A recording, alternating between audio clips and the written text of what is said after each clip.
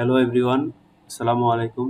So আজকে আমরা ইলাস্ট্রেটরের গুরুত্বপূর্ণ একটা টুলস সম্বন্ধে আলোচনা করব। গুরুত্বপূর্ণ টুলসটি হলো শেপ বিল্ডার টুলস। এই টুলসটি যদি অ্যাক্টিভ করতে চাই তাহলে আমরা কিবোর্ডের শিফট এম প্রেস করলে অ্যাক্টিভ হয়ে যাবে, অথবা আমরা এখান থেকে এখানে ক্লিক করলেই শেপ বিল্ডার টুলটা অ্যাক্টিভ হয়ে যাবে। সো আমরা আগে তিনটা শেপ নেই।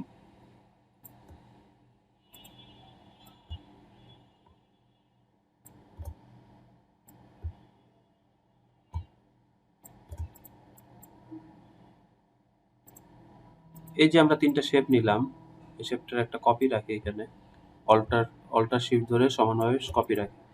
এই যে শেপগুলো নিলাম, এই শেপগুলোকে আমরা শেপ বিল্ডার টুলের মাধ্যমে অ্যাড করতে পারি। এই যে গ্রে অ্যাড আছে, এখান থেকে আমরা ধরে এই যে এরিয়াটা এভাবে অ্যাড করতে পারি। সো আরেকটা কাজ করতে পারি, সেটা হলো এটা আমরা এই সাইডে রেখে দিই। এটা হলো 1 নাম্বার, যেটা হলো যে অ্যাডিং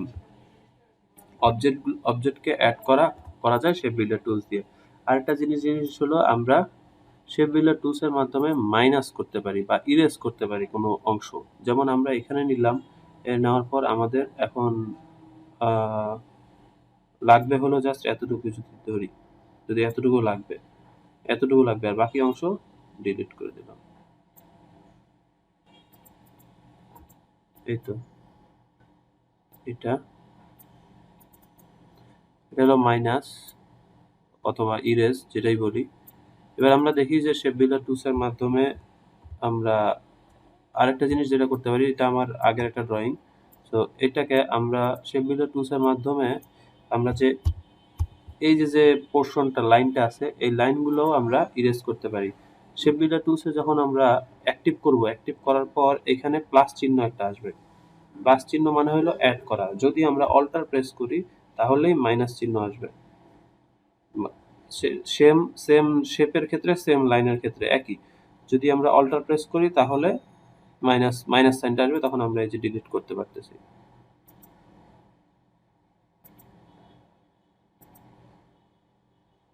এই যে আমাদের আনওয়ান্টেড এরিয়াগুলো আমরা ডিলিট করতে পারতেছি। দেন আমাদের এই অংশগুলো লাগবে, দেন আমরা এটা একটা করে ফেলতে পারছি। এই তিনটাই হলো মেন শেপ বিল্ডার টুলের কাজ। আমরা কিছু এক্সাম্পল দেখি। ফার্স্টে আমরা ক্লাউড ডিজাইন করতে পারি শেপ বিল্ডার টুলসের মাধ্যমে। তো আমরা দেখি যে দুইটা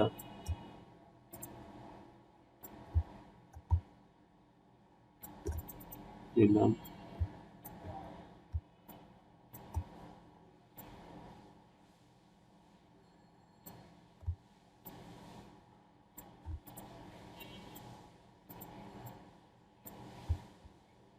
এটা গ্রুপ করে নেই, গ্রুপ করে নেওয়ার পর এইভাবে নিলাম। দেন আমরা একটা লাইন নিলাম।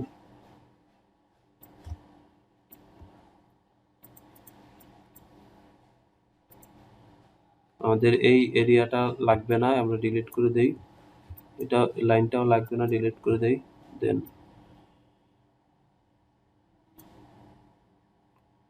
এই তো আমাদের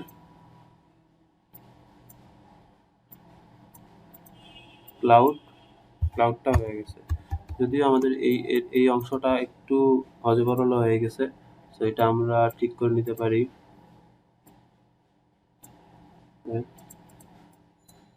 এই এরিয়াটা ডিলিট করে দিই। এই তো এটা ক্লাউড গেল। এবার আমরা যদি মুন টাইপের শেপ যদি আমরা করতে চাই, তাহলে এলিপস নিলাম। এলিপস নেওয়ার পর আমরা যদি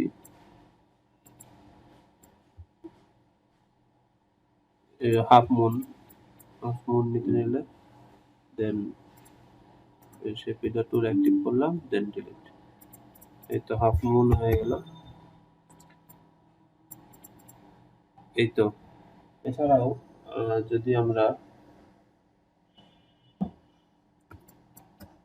একটা লোগো নিতে পারি, যেমন ধরেন এরকম একটা শেপ নিলাম, নিয়ে এখানে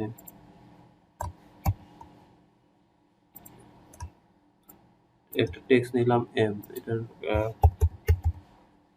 ফন্টটা চেঞ্জ করে দিই। দেন এটাকে এটা হলো লাইভ ফন্ট আছে, আমরা এটাকে ভেক্টর করে নিই। ভেক্টর করে নেওয়ার জন্য আমরা রাইট বাটন ক্লিক করে ক্রিয়েট আউটলাইন দিলাম।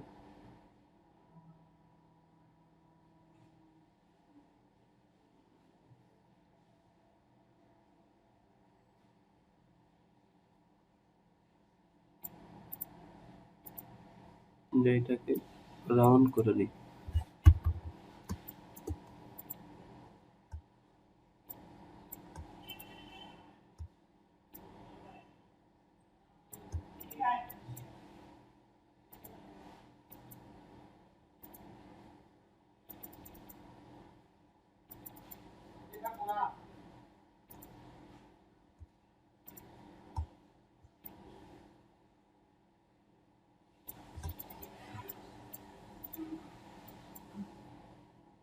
দেন এটাকে ফিল করে নেই।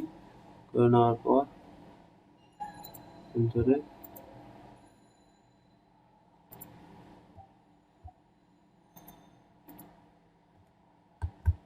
আমরা যদি এইভাবে দিই তাহলে এম এ একটা সুন্দর লোগো হয়ে গেল। তো এই তো। এছাড়া আরো অনেক অনেক অনেক টাইপের শেপ করা যায়। আমরা যদি এই যে যে জিনিসটা করলাম এটা যদি দেখাই, এটা যদি দেখাইতে যাই তাহলে এখানে প্রথমে আমরা নিচে হলো যে ইলিপস, একটা বড় একটা ইলিপস নিচ্ছি। দেন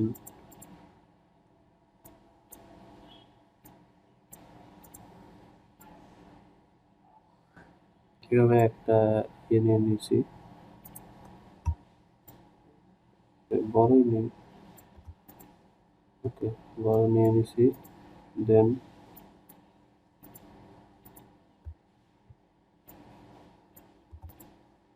এই তো এটা মিডিল অ্যালাইন করে নেই। নেওয়ার পর দেন সে বেলার টুলসে অ্যাক্টিভ করলাম, অ্যাড করলাম। অ্যাড করার পর এই দুইটা সরি এই দুইটা কর্নার সিলেক্ট করলাম। করার পর ধরে সরি এটা একটা সিলেক্ট আছে,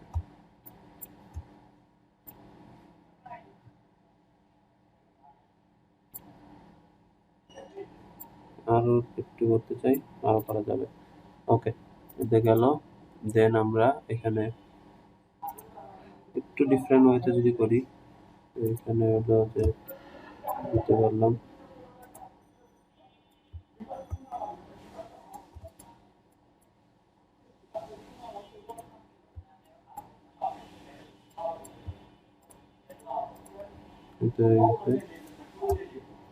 এইটাকে। দেন এটাকে এইভাবে দিয়ে সমান্তরালে দিয়ে কার্ভেচার টুল দিয়ে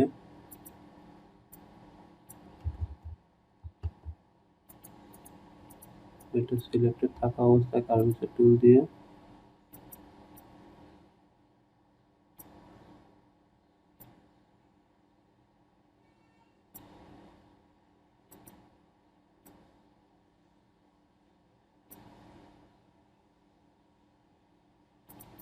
এইটা একটা হলো। দেন ট্রান্সফর্ম, রিফ্লেক্ট,